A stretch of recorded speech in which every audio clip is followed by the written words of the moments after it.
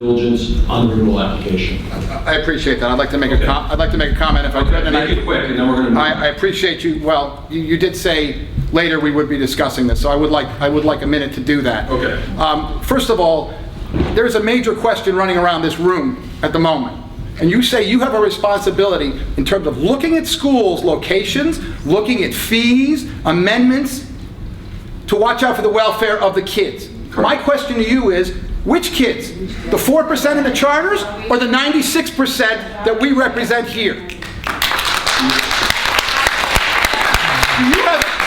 So my question is, do you have any responsibility whatsoever to the 96% of the kids who go to public schools rather than the 4% who go to the charters? Because I will tell you something, and if I might.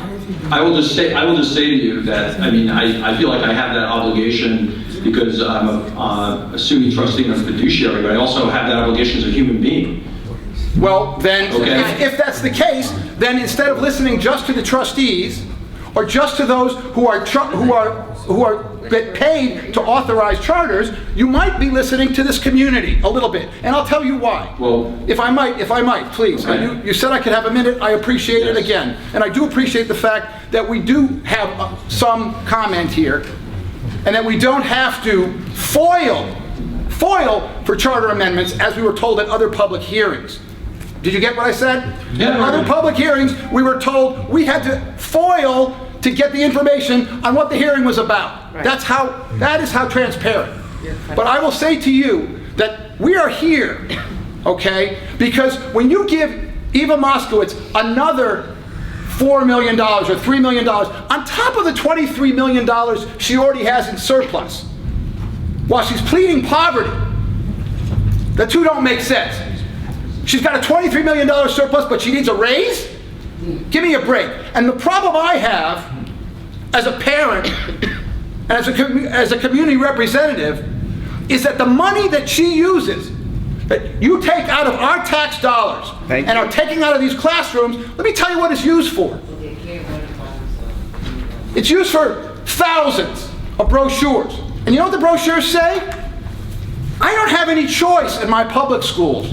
I have to go to Success Charter or a private school.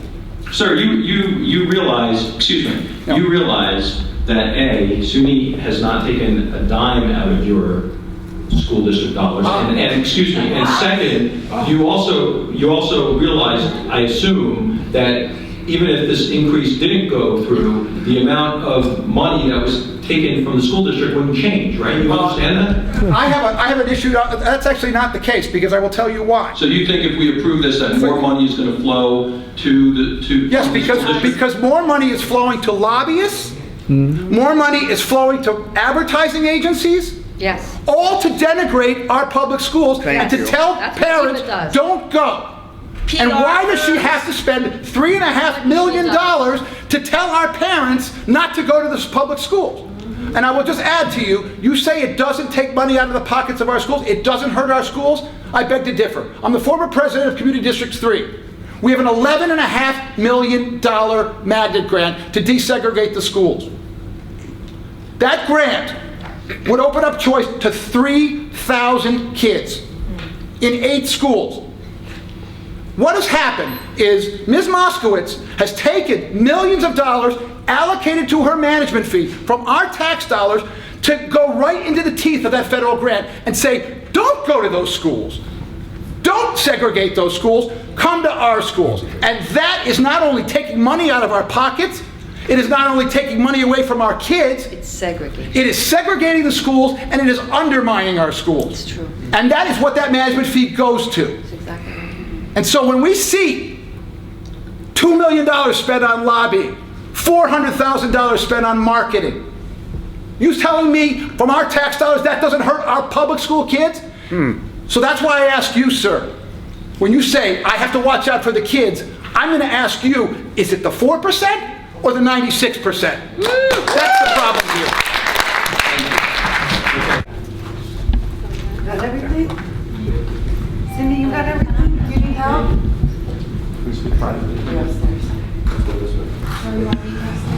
Yes, can we go upstairs for a second? Yeah, that'd be awesome.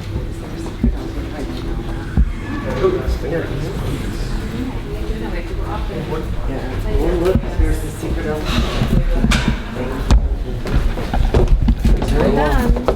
Can you just give us some privacy? Sorry. Thank you. I didn't know that. Thank you. So what do you think of that meeting? I now think I understand what's going on. What's going on is that last time when she got a lot of heat, when Eva Moskowitz got a lot of heat for not only merging her charters, but also giving herself increased management fees, and that SUNY was about to rubber stamp it, they called a timeout because there was an article in the Daily News which put too much pressure on them. They said they needed to find more information. In the month since that's happened, not only has the committee that was under fire there been completely replaced, okay, must be with people who are acceptable to Success Charter, but the jurisdiction to approve that fee increase was taken away from them and given to the staff. So Eva not only said, I want a different committee, which she got, but she says, I don't want this new committee, to have the power, and they've given it to the staff. And the staff is pro-charter. The staff is all charter. The staff is all from the charter industry. And so that's what it is. It is lock, stock, and barrel supporting the 4%, and the 96% be damned. It doesn't matter. But she is so powerful that she not only got a whole new committee, but she got the right to opine on this taken away and given to the staff. It's crazy.